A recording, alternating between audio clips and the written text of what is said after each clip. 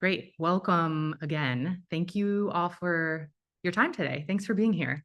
And if the chat is any indication, it's going to be a great conversation. I'm Allison Kazarek. I'm the practice lead of our education team here at Intentional Futures. And Intentional Futures, we call ourselves IF. IF is a consulting firm located in Seattle, but we work with high impact clients across the country and across the globe. And we sit at the intersection of strategy, design, technology, and social impact. And I would say the thing that many of our clients and partners have in common is a desire to really intentionally design innovative futures that have tangible and meaningful impact, and hoping that we can even do a little bit of that here today. So just brief housekeeping before we jump in. We are recording the session, so it will be available later for you and your colleagues who weren't able to make it. Please do use the chat comment. There's an everyone chat, so make sure that drop down is what you're choosing so that you're in the main chat. There's also a Q&A chat, or will be available. So the main chat is where we'd like you to spend most of your time, and really encourage throughout the panel conversation to jump in with insights, provocations, questions, knowing that this is a conversation not just among the panelists, but among the wider community here this hour and hopefully beyond in the field. So please do drop your chats there throughout. The Q&A section will be if you have questions that come up for you that you would like to pose to the panelists. Later, when we pivot to audience question and answer, we're going to lift up one or two of those questions for our panelists to engage with. Okay, so we're here today to explore the question, are we using this moment to transform education, or are we just digitizing what we've always done? And at Intentional Futures, along with probably most of you, we have found ourselves over the past couple of years spending a lot of time and energy going deep into the intersection of education and AI, and working with our partners to explore, I would say that the overarching question we've been asking is, what is possible? So what's possible if we had models that were trained on more non-traditional and diverse data so they could be more inclusive and responsive? What if we could predict the future of AI-enabled search and could apply that to the ways we're building our platforms? What if we had a really well-designed, beautiful, adaptive platform, but it was also immediately able to be interoperable and usable for teachers and leaders who are on the ground with schools, in schools with our students right now? So it's in working with those really extraordinary leaders and experts across the country and the world that two things became really clear over the last couple of years. One is just how quickly this is all moving. The pace at which technology is emerging feels breathless and almost like we can't catch up with the intentional design of what it is we're building for. And the other thing that became increasingly clear as we have this amazing access to experts across the sector is that often we are in our own silos, and the very people who need to be speaking to each other the most in order to raise vantage points, barriers, opportunities, and potential solutions are stuck in our own silos and don't have the time or the access to ask those questions. So that is why we created the AI Education Collaborative at IF. It's simply a call and a creation of space to come together across the sector, to pause in this moment and to give ourselves a little space to dream or design what's possible for the future of education and for our students, and to center in really big questions before we jump to solutions, leveraging perspectives from across the field and even outside the field to create that ideal state future, and then design how emerging technology could augment that future rather than designing education that fits into the way technology is emerging. So this hour, this panel is the first in a series of those moments in this AI collaborative. It's an opportunity to bring together the innovative experts who are on the panel from across the field to engage in a question that does not have a single answer, and it's not supposed to. We want them to bring their unique perspectives, their barriers, their insights, their questions into the space to dream a little bit. And we would also say that you all are also those experts, that our intent is that in creating space for these questions, we can start to surface unexpected solutions that require collective action, and that action is going to come from everyone who's in the room here today and in attendance. So welcome. You are now part of the AI Collaborative, and we appreciate what you're going to come together to do for our students in our schools. So with that, would love to introduce our panelists and jump right into the panel. We intentionally put together this group of really thoughtful, expert, smart thinkers, leaders, and innovators who come from different vantage points that already, even as we were 10 minutes before the panel in our pre-meeting, having these interesting conversations where they're bringing their knowledge and their viewpoint to some of these questions and conversations. So really looking forward to them sharing, probing, building in the conversation. So in order to introduce the panelists, I am going to invite each of you to introduce yourselves in just a sentence or two. I think Beth is going to drop a link in the chat where if you're in attendance, you can click and see a more robust bio. These are all really interesting people with a lot of things that make them who they are. But for the purposes of introduction here, a couple sentences about who you are, and then would love you to also finish the sentence, the future of education should. So we'll start with you, Babak. Awesome. Thanks so much, Allison. And the IF team is so great to be here and to engage in the conversation. I'm Babak Mostagimi, a founding partner at Learner Studio, where we're building and re-architecting the U.S. education system for the future of learning. Prior to that, I was an assistant superintendent in Gwinnett County Public Schools, where starting in 2017, I built and led all our AI work there for a large school system in the United States. And so for that sort of the future of education should question, I'd say that the future of education should inspire and prepare learners to thrive in life, career, and democracy. And I'd say in the age of AI and for the individual and common good, but that's way more than 10 words. But great to be here and to talk with everybody. Thank you. David. Hello, everyone. David Wiley here. I'm currently an associate professor of entrepreneurship and MIS at Marshall University, and previously the co-founder and chief academic officer at Lumen Learning. And I would say that in the future, education should promote happiness, prosperity, and security for individuals, families, and societies. Thank you. Jawad. Thank you, Allison, and thank you so much for having me on this panel. My name is Jawad, and I am leading the EdTech and AI work for our global education team at the Gates Foundation. The purpose of our existence is to work in low and middle income countries where 9 out of 10 children cannot read basic text and do basic math by the age 10.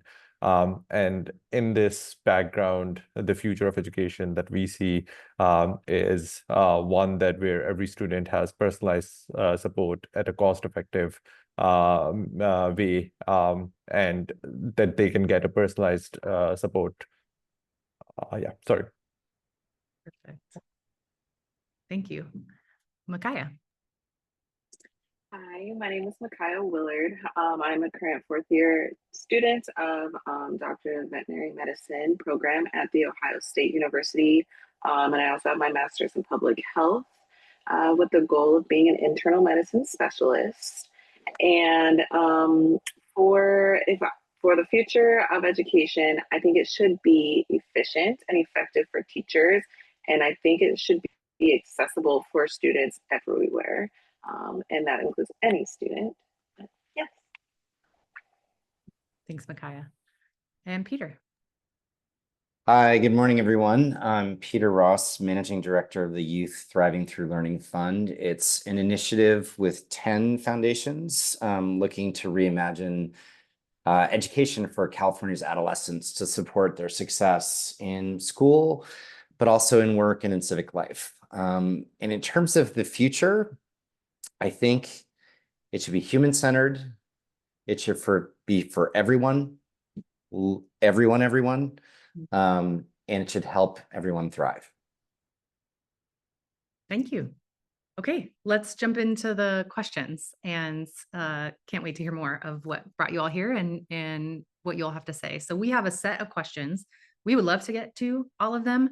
We also want to balance this conversation being responsive, iterative. So we'll toe the line of getting to the questions while also leaving space for some good organic conversation. So I will start each question by inviting a specific panelist to kick us off, and then a couple others can jump in, build, disagree, ask another question, whatever feels right and keeps this conversation going. So let's start by centering in our ideal potential future that is centered in what's possible and allows us to then think about how we might leverage AI rather than AI leveraging this moment. So Babak and Peter, we know that creating a transformative future is going to require us to really dream. And yet so often our vision for what's possible is limited to what we currently know or what we've always done. What are some examples from your work where you've done or seen true educational transformation? Sure, I'll jump in there first, and I think your sort of preamble is super important because I think right now we have an intense like poverty of the imagination of like what's possible in learning, and as a result, most of the plays we see out there, whether with AI or not, are extremely efficiency focused, and like efficiency to make faster or sort of more easy a system that isn't working for many people really doesn't make sense to me, right? And so in our work at Learner Studio, we have really imagined a fundamentally different future where if you build from a perspective of the end goal being that every young person, every learner can thrive in life, career, and democracy and build backwards, you end up with very, very different sort of inputs and ideas, right? So some of the ones that come right up to the top of my head as I'm like thinking about this are like the big picture learning schools, for example, have like really flipped on its head what it means to do real world learning, and then how to measure that holistically so that yes, you're measuring content learning, but you're also measuring like real world life skills and those sorts of things. But then we also have other organizations that are building really cool tools for the future, like PlayLab and Inkwire are two really neat AI tools. And both of them, the way they're different from other tools is that PlayLab actually gives educators the power to build their own models to do the things they want from the tool, rather than the tool telling them, hey, you're going to build a lesson plan, or hey, you're going to build a unit that looks like this, right? Inkwire, on the other hand, helps teachers really build out like fantastic project-based learning experiences. And so to your point earlier, Allison, it like gets people to do the things that they want to do, the human things that they want to do, and makes those easier.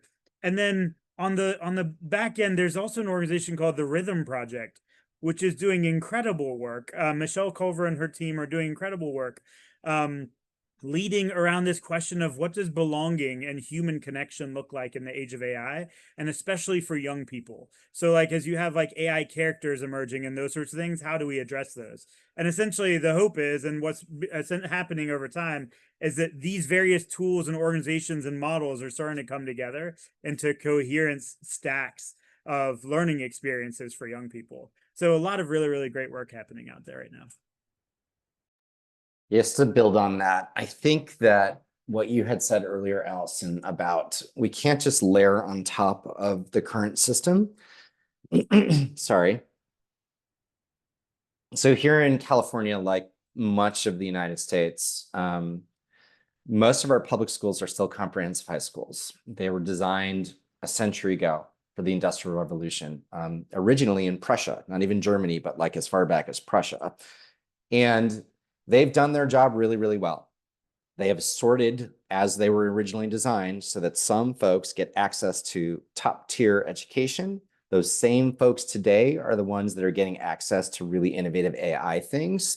And the rest were designed to go work in the factory. And we still have that model where you start in first period, you have a teacher for 50 minutes, it's largely teacher-centered, you move on to second period and so forth. It's very hard for teachers to be creative and innovative in that space. So as Babak was mentioning, we have to think differently about how we design our schools. There are great examples already, they're just not at a systems level.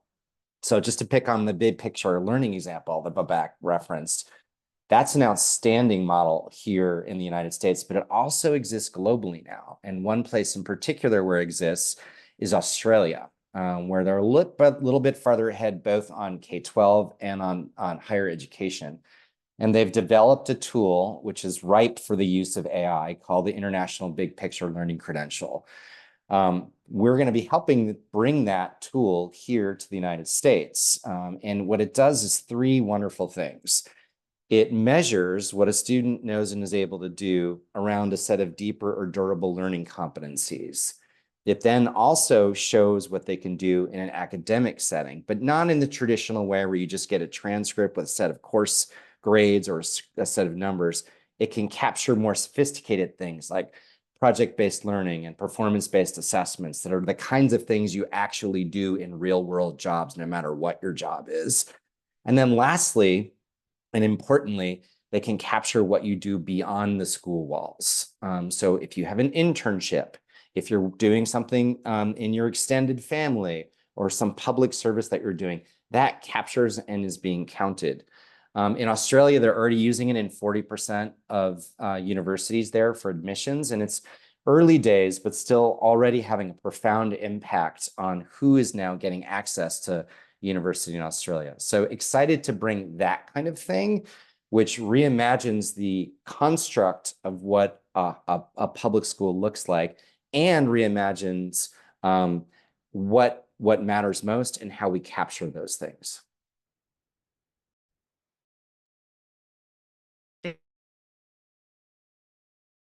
Maybe to another layer and invite Jawad and ask, what can global educational context in particular teach us in this moment? How could centering the Global South specifically unlock different ways to think about what's possible and how we get there?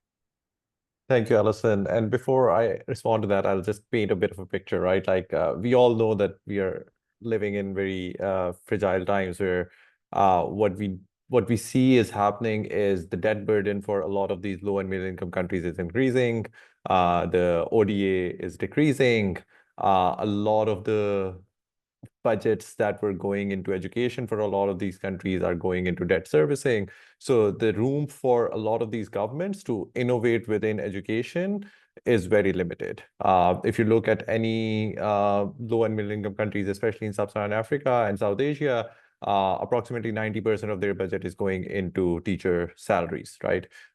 And within this environment, your teacher is working in a classroom where on average you could be sitting with 40 or 50 different kids with different abilities, and you still don't have that kind of support or that kind of time and space to really support all these children. And that's where the promise of AI has really kicked in to, for the first time, solve some of these major critical pain points. And that's where we have seen some local innovation come in quite strong, that people have realized that there is this promise of personalization that comes in from a lot of this Gen AI and LLMs.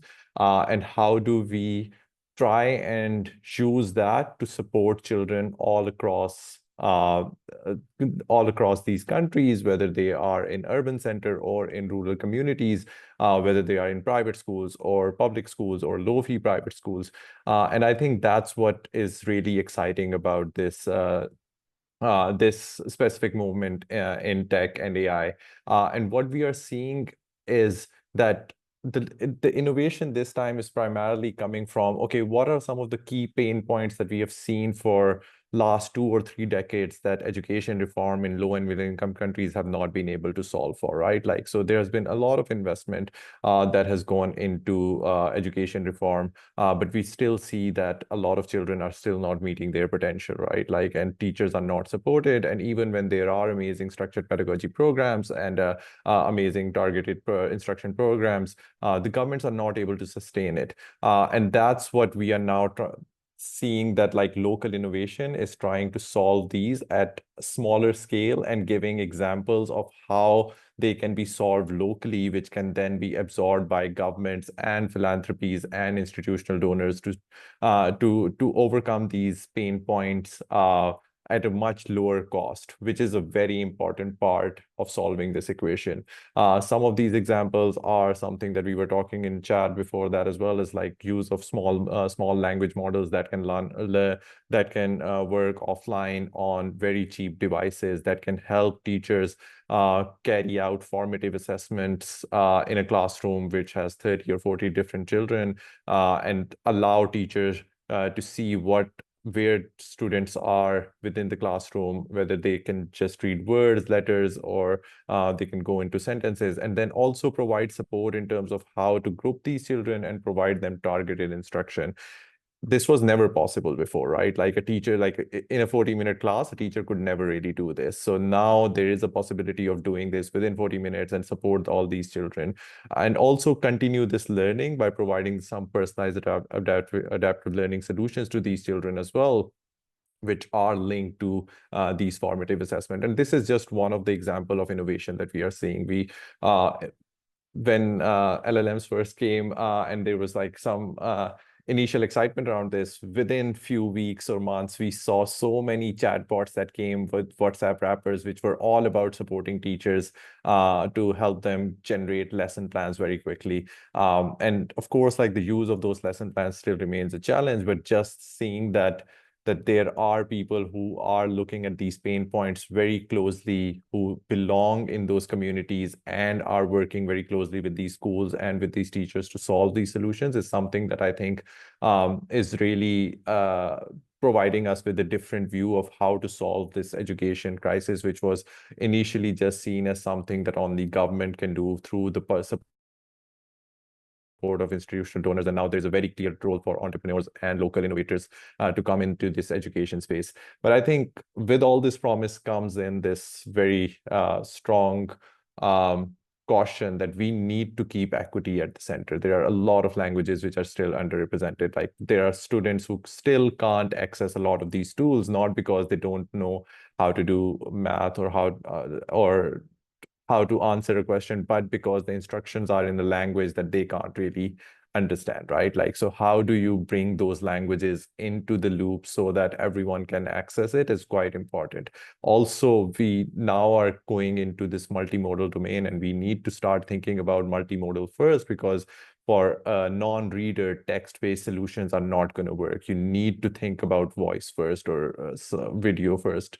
And how do you bring them at a place where they can be implemented at a lower cost is something that's very important.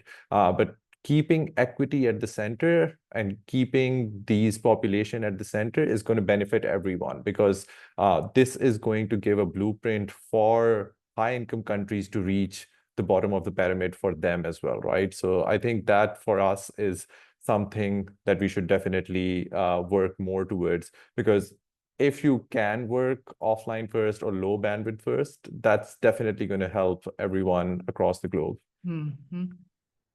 Thank you.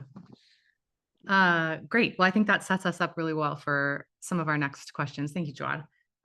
Micaiah, I'm going to call you in and ask, as someone who went to through school at a really unique time, right? You have said you spent most of your educational journey before AI was widely available, and now you're currently finishing school while using AI, seeing it develop in your field.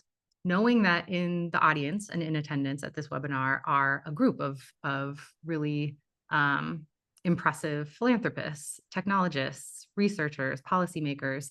As a student, what do you think we should know? Yeah, I think that it's really interesting, when we think of AI, especially within my perspective of veterinary medicine, that I'm also coming from a perspective of like, I'll use like ChatGPT to ask if I should go get ice cream tonight or not, versus like asking about differentials on a patient that I'm presenting in a case rounds to a faculty internal medicine specialist. So seeing it on like a wide variety of uses, I think that I have learned under doctors who have also practiced on like non-traditional animals. So this is like fish and iguanas and like African greys, like birds and stuff. When we see a lot of these rare diseases that come in, especially international diseases that maybe we only learn about North American pathologies, that I've seen doctors that have utilized AI to pull up research papers, find research papers more efficiently on what diagnostic and treatments these patients need and might be more efficient for them, while the client is still in the room knowing that they have another appointment in an hour. So it's really cool to see like the efficiency that these different practitioners and specialists can use and access, and how efficient it can be when the patient is like really in need. I think that also, while there's a lot of pros to it, like the efficiency part of it, the accessibility part, that there are also a lot of cons. And sometimes there's ethical usage problems that we have, like with the potential of biases.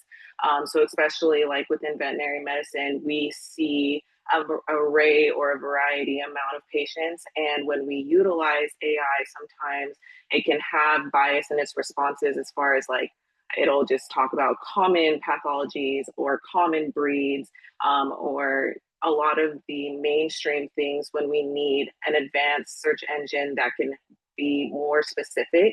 I think that AI can kind of hone in on that individual case base. And I think that's really important for our patients that come in, you know, with all different kind of lineage that we don't really know even a lot of the history of some of these animals.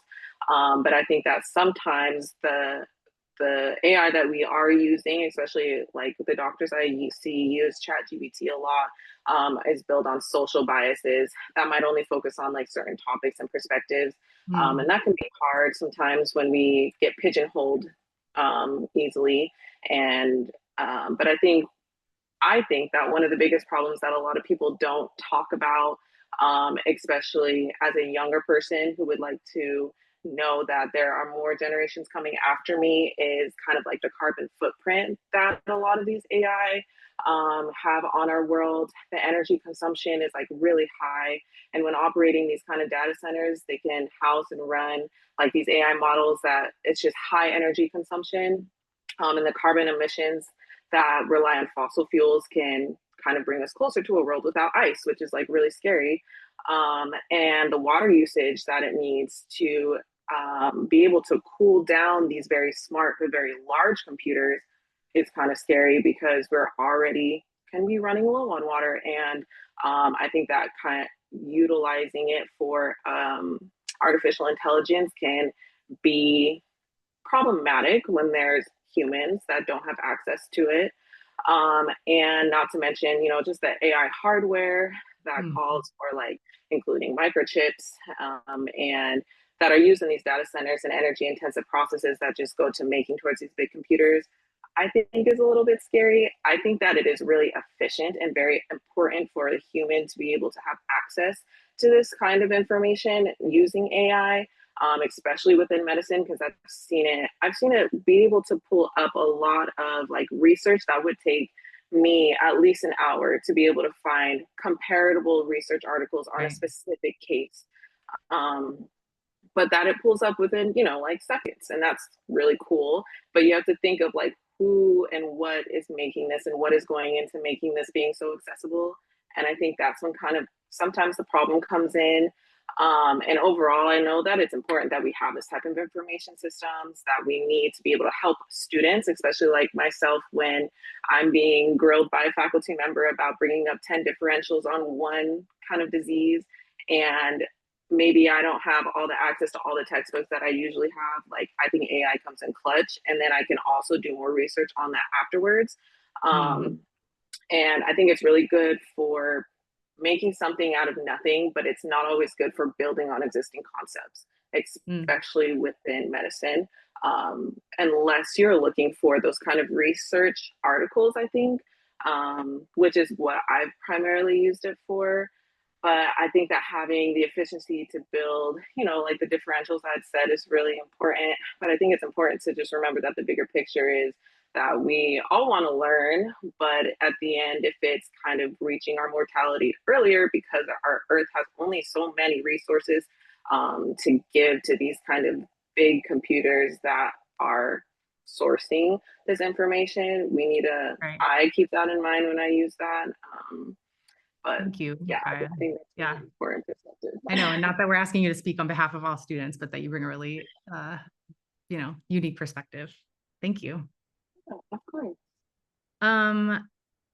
David, let's pivot a little bit. What are some things you're seeing that excite you in terms of AI-enabled education? What are some examples or capabilities you find especially interesting? And maybe we'll do a little bit of I know you have some really good insight into this, so would love to hear you share and maybe do a little rapid round where we can grab a couple others, what you all have been seeing in terms of this. Yeah, actually, I want to pull a little lesson from history in here, because when you're old, that's a thing that you do occasionally. Having lived through, you know, being at university before the internet, came to campus and after the internet came to campus. I think there are a lot of interesting lessons there for us as we're now making this transition kind of pre-AI to post-AI. And in this context, I think over several centuries, we really optimized our pedagogies for learning that happened in a specific kind of environment with a specific set of affordances, some smallish number of people in a classroom. And when the internet came along, everybody's first response was, oh, let's move our classes online. Let's do exactly the same thing or try to do exactly the same thing that we did in class, but now let's try to do it on the internet. It turns out the internet, of course, had a whole new set of affordances that were very different from traditional classrooms. And as that played out over a period of time, we started to see the emergence of some new pedagogies that we had never seen before, because it would have been impossible for us to see them before. And what I mean by that is, if you've ever been in a lecture section with 2 or 3 or 400 people in it, you know that the way we normally teach in a classroom of 30 students starts to break down and gets worse and worse as you add more and more people to the lecture hall.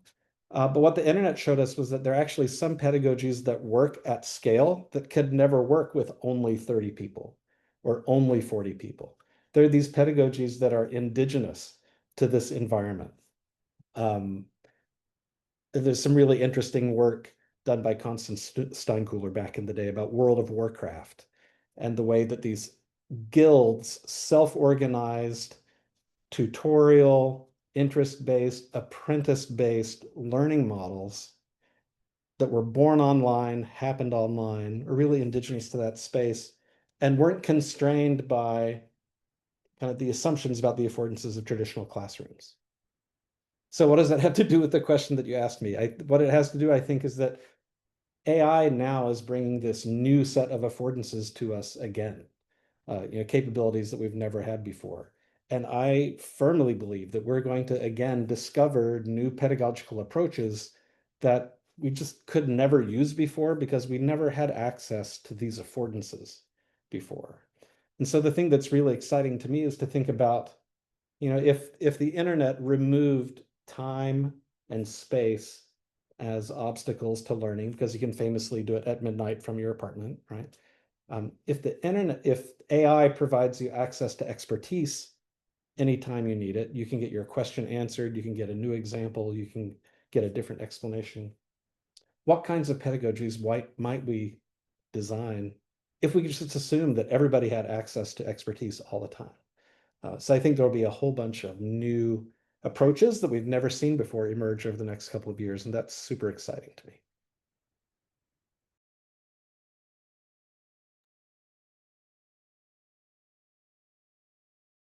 Are there others that had thoughts on that question or response to David? Things you're seeing that really excite you, or capabilities that are emerging that you think have some really interesting implications? Yeah, I mean, I think similar to what David's saying about like the emerging pedagogies that we can't even imagine right now. I think over time, we're gonna start potentially de-emphasizing like the writing is the primary form of communication, and re-emphasizing or even going more deeply into like the multimodal versions of AI that can sort of just speak and talk and listen, but also just like pushing those other communication skills that we have.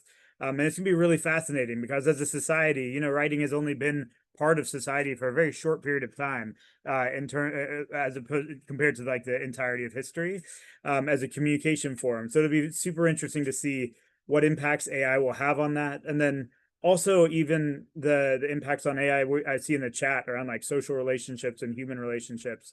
But I'd say there, like one thing, the typical continuum that we talk about is like AI for augmentation of human skills or AI for replacement of human skills. But in neither case are we actually talking about AI fundamentally improving human skills, right? And so it'd be really, really fascinating to see as new models emerge, could AI actually help us become better humans at like core human skills rather than just either enhancing it sort of artificially or replacing it? Yeah, I wanted to add to that too, because it's really interesting in, throughout vet school and even medical school, they have you do these communication labs where they hire like basically an actor or an actress, and they're the client and or the patient, and you're like communicating with them back and forth. And I've actually had like some colleagues from different vet schools. I was placed in the Caribbean, but different vet schools throughout the United States that have had AI instead of those actors and actresses. And while you're talking through a client of euthanasia through their dog who has been their family member for so long, and then at the end, you're talking through it, and at the end, the AI or the feedback that you get is very like, okay, if this was who I was in real life, and they were going through this is how they probably would have actually reacted. And like AI mild or like made it a little toned it down for you so they didn't explode in your face. But like if you said something wrong or you offended somebody, like it was pretty accurate, I would say, in the feedback that it gave. And it's really interesting to see that throughout vet school, because as you go up to your real clients who, they had a horse for 20 years and you're having to euthanize them, and you've kind of had that structured interaction of, okay, I know now a little bit of how to react in different situations depending on the relationship that they had with their animal. And so I've been able to see that actually, throughout the progression of AI. And I think that is really cool and interesting to apply in the classroom. Thank you. I think just one thing that I'll add, which is not exactly like thing that I'm excited about, but just so our work is mostly for early grade literacy and numeracy, so keeps us within this age group of 6 to 10. And I think one of the key things that like we do a lot of work on benchmarking of different models, and of course we have seen AI being able to solve university level calculus and differential equations and everything that we all hated in our math classes. But at the same time, they are not able to solve for very basic visual math for grade 1 or grade 2, right? Like, and provides some very wrong answers. And I think if you look at like the trajectory of what makes children successful or what makes humans successful is like those early years in terms of building literacy and numeracy. And that's where a lot of low and middle income countries are struggling, right? Like, so I think that for us is like the silver, like solving that is what is really exciting. That can we really transform that? And can we really kind of, to the question that is being asked in this panel, that is what I think is really exciting me about what is next in global education space. That yes, it's hard, and yes, there are a lot of different things that we need to keep in mind to make sure that we are not putting anyone in harm. But at the same time, if we do get it right, the potential of transforming the lives of all these children as well as these economies is just massive. Yeah, and just to add, if we have time, Allison, or I can, yeah.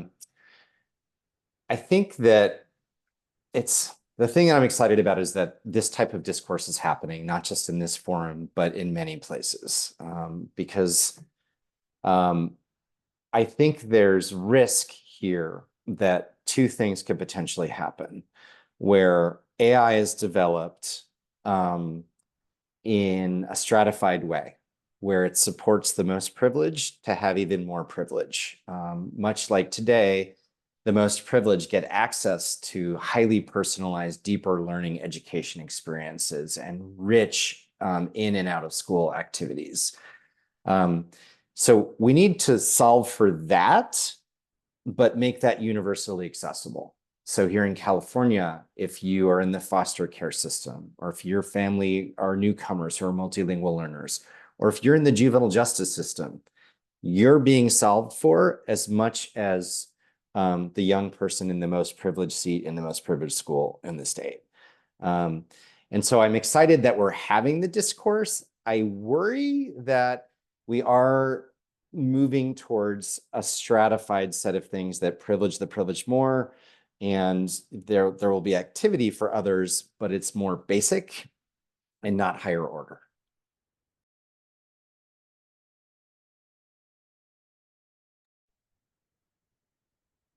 Thanks. I'm tempted. We want to get to an audience question, at least one audience question. I think we have time for one more question here from the ones we had planned ahead, I think this is what I'll ask, which is part of the assumption of or part of what we've seen, and the reason we brought you all here together in the AI Collaborative is this reality that technologists, educators, policymakers we're talking past each other about AI in education, where you've got, tech companies that are making decisions and then asking districts to adopt the solutions they've created before asking what are the solutions that we need, or, bringing students in at the end of a development of a product.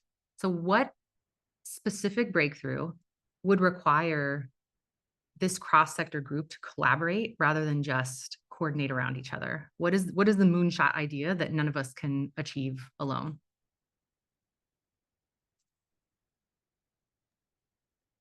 I mean, I'm super Yeah. biased here, Allison, but I think it's the fundamental re-architecture of like learning systems.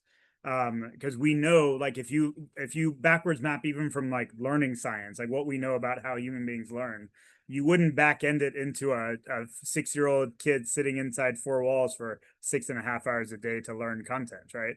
It would actually backwards map into a very different sort of style of learning. And then it would forward map into a very different sort of society that supports that, right? And so I think to get to those things at scale, it's going to require very, very different sort of uncommon partnerships between folks, between technologists, between humanists, between educators and young people. And I think that's one of the things that we forget about, is that young people are designers in their own right. And to the extent that we can bring in their ideas and notions and what they want, like really amazing things can happen. And one last really quick thing is on the sort of talking past each other part.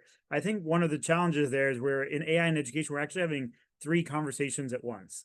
There's like one conversation that's about preparation for an AI infused future, right? So like future readiness. There's a second conversation that's about AI tools that kids can use for different things, and I'm saying kids broadly, right? And then the third conversation is actually about AI infused tools that support adults in doing things for young people. And when we have all 3 of those conversations at once, we like instantly, the tech guy is talking about conversation number 3, the principal is talking about conversation number 1, and then you end up going, I don't know what we're talking about. And so sometimes I find that like naming the thing helps us sort of clarify where we're heading.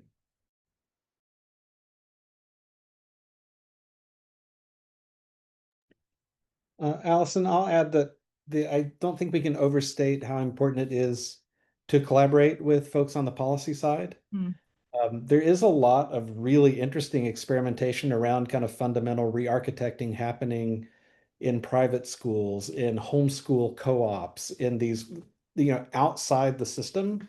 But as long as it's happening on the fringes, the overwhelming majority of students are never going to have the opportunity to be blessed by all that innovation. So when funding depends on accreditation, which depends on adherence to a certain set of structures, which depend, somehow we've got to be able to disrupt that chain of things so that there is more, not just opportunity for people who can afford to send their kid to private school to participate in all of these kind of innovative and experimental approaches, but there's got to be money, and money means policy and making those connections.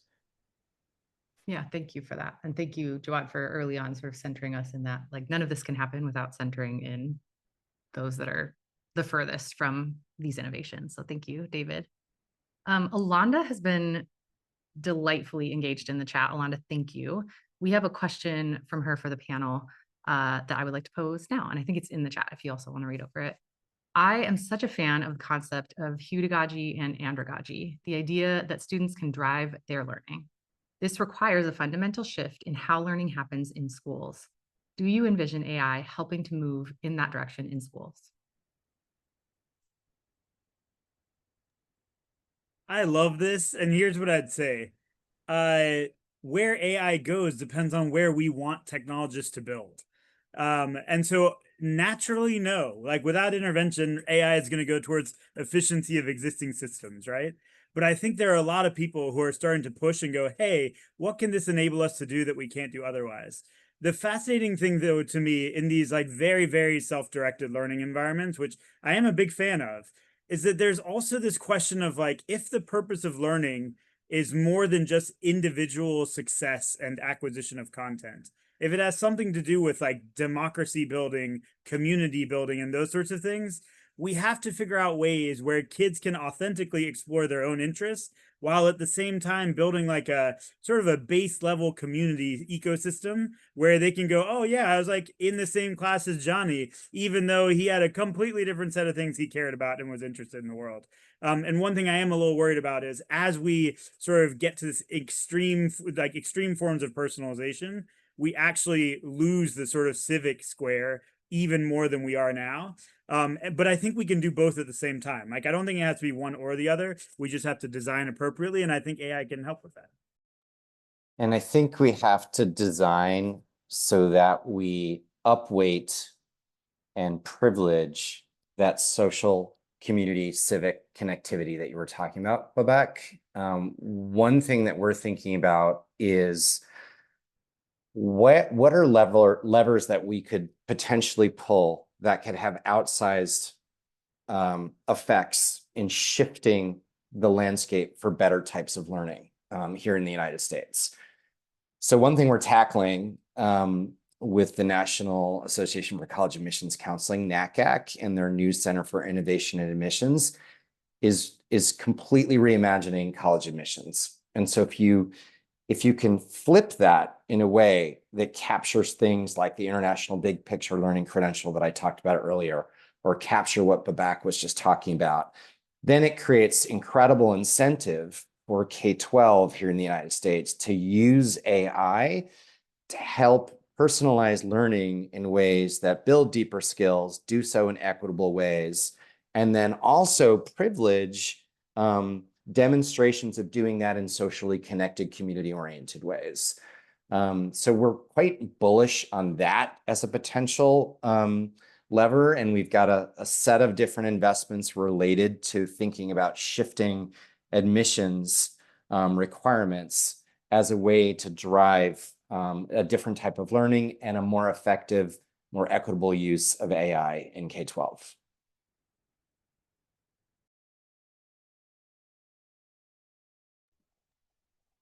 This I is, just want, yeah, Micaiah. oh, sorry. I just wanted to add about like the self-directed learning because I think that a lot of it, like as a woman in STEM, I think a lot of the information they give us, they describe as drinking from a water hose.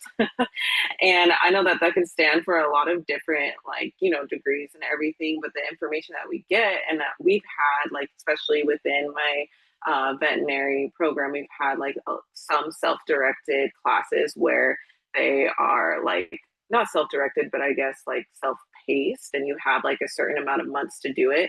And even within my 3 years, or my 4 years, but my 3 years on island for that veterinary school, they had gotten rid of those because they just saw that a lot of students were gliding by or not feeling like they had gotten a lot out of it. And I think that because they just were like, okay, here's 5,000 slides, like good luck.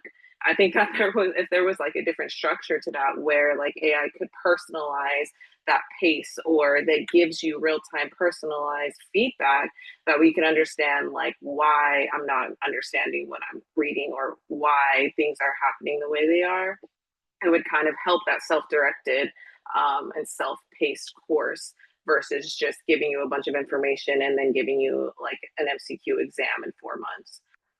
And I think that higher education is definitely going to rely on that more as, you know, less veterinarians are going into the academic route and we need more help within the university level too.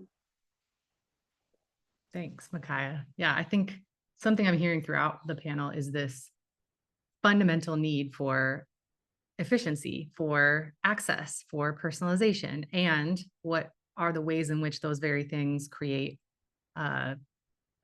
lack of socialization or silos, or they inhibit pro-social development in students. So I just really appreciate the nuance in this conversation. I also want to acknowledge, I don't think we're gonna have time to answer it, Emily, but or Elise. Oh, there's two questions. I just want to acknowledge the two questions in the Q&A that I don't think we're gonna have a chance to get to, but they're so beautiful. Elise asked, as we think about the need to shift the perception of creativity as a core skill, what will it take to shift systems, standards, and policy frameworks to treat creativity as a core competency, not an extracurricular? How can we ensure that all students, not just the privileged few, have access to creativity as a pathway to opportunity, expression, and relevance in the AI era? Thank you, Elise. That makes me think of Alan Cheng. He's a superintendent in the Department of Education. He just released a very beautiful article where he talked about that very thing, creativity as a social good in the age of AI. And then Emily, on the human side, what should we be watching / measuring? So we know AI is, quote, more human. Verifying the technical side is clear to me, but how should we be thinking about the human side of AI, including as we think about equity beyond language? I'm chuckling because that's such a great question. So this is actually, thank you, Elise and Emily. This is actually a great segue into the final rapid round that we're going to ask from the panelists, which is, we really believe at Intentional Futures, in the AI Collaborative, in this group, that centering in really good questions has to come before pursuing solutions. And you can see just in this hour, we barely tapped the surface. So thank you for those beautiful questions. I want to ask, as our final rapid round, what is one question that each of you think we should be centering in or pursuing as we move forward in emerging technology? Take a minute to think, but when you have that question, if you can just share it out. Yeah, I'll jump in on that. So the question, and then I'm going to talk about 2 resources that are coming out that might be interesting to people. I think the primary question that we need to ask is, are we building learning experiences that prepare young people for their future or for a world that no longer exists? And I think if we actually led with that question, there would be very clear answers around like the importance of creativity, for example, in the last question, right? Or how to redesign policy systems in that way. The 2 resources that I'd put on there, and that question actually is one that I used in Gwinnett. When we were doing our AI work starting in 2017, I'm like, are we preparing kids for their future? And if the answer is no with whatever answer, then like stop doing it. Like we have plenty of space to do other things, right? The 2 resources I want to point to, one is, I think, coming out today from Learner Studio, is a paper that's coming out on sort of looking at all the human skills, like the core human skills for the future, and categorizing that, which is really interesting. And then another one that's going to outline some of the components of what we think a future learning system could look like. But anyways, thanks everyone for your time today. It's been great to be here. Thank you. I may just call on us all for sake of time. Micaiah, what's a question that you would leave us with? Yeah, I think that one of my main questions is, are we adding to the efficiency of for teachers and professors at in school and in the classroom, or are we trying to replace them? And I think that that's like a really, really important point to make when we have people that go down these fields to become a teacher and to be in the academic field, and then is our goal to try and replace them because their efficiency isn't at the level that we want it to be, or are we trying to help them become more efficient with the technology we're coming out with? And I think that's one of the biggest fears within academia right now. Thank you. Great question. David. I'm going to cheat and circle back to my answer to the first question and say, are we keeping our eye on happiness, prosperity, and security for everyone? Because to Babak's point, when you start thinking about those things and you really have a true North Star, it makes those upstream decisions to take on a very different shape than they do when you're trying to prepare someone to go work in a factory or to do whatever that might be. So I would say, how do we continue to center the goal and not have a means end confusion where we're centering, first it was the internet, now it's AI. It'll actually be something else soon, right? The waves just keep coming. How do we stay focused on the things that really matter? Thank you. Peter. My thought harkens back to what Micaiah was saying. We already here in the US, and particularly in California, have a teacher shortage, and it's an increasingly alarming problem. If we go down the path of thinking of AI as replacement, that will exacerbate it. And to the stratification I talked about earlier, I guarantee the most privileged will still get access to high quality teachers. So biggest worry, question, concern, how do we support a new crop of teachers and support the existing profession to engage effectively and in equitable ways with AI. These are great. Joanne. I have two questions, but I'll like one is very philosophical level and the other one is more operational day-to-day kind of like job related question. But like I'll stick to the philosophical because I think like Peter and Micaiah both touched on the day-to-day one, which is more on the role of the teacher. But on the philosophical side, I just think that like what does learning mean now, right? Like what part of like growing up we knew that like we need to learn everything, right? Like now why do I need to learn everything if I can just vet the information and just know what is right, what is wrong, and know how to use AI? Do I still need to go through the whole college education and high school and everything? So I think that for me is still a very open question. Luckily, we are working at very early grade literacy and numeracy building skills, which will always remain relevant because in order for you to use. But I think for anything beyond those initial years, I think the question is, what are students or children or young people supposed to learn in schools and universities and colleges anymore? Right. And I personally don't think I have an answer to that. Well, that's why we're here, including everyone who's here in attendance. So in our last 30 seconds, huge thank you. The AI Collaborative itself is not just this one panel, but we will engage in some salon-style roundtables with key leaders around these questions, broaden the dialogue in some quarterly design calls, and hope to finally get to some solutions or raising some potential next steps or insights around these questions. But this is just the beginning, and really believe that engaging in these incredibly important questions, like the one Jawad just left us with, is going to require collective action, including everyone who's in attendance here today. So just really appreciate your continued work here, your continued questions. As you leave, we invite you to reach out if you have interest in partnering, knowing more, and if you have a question that you would like to drop in the chat on your way out, we would love to hear it.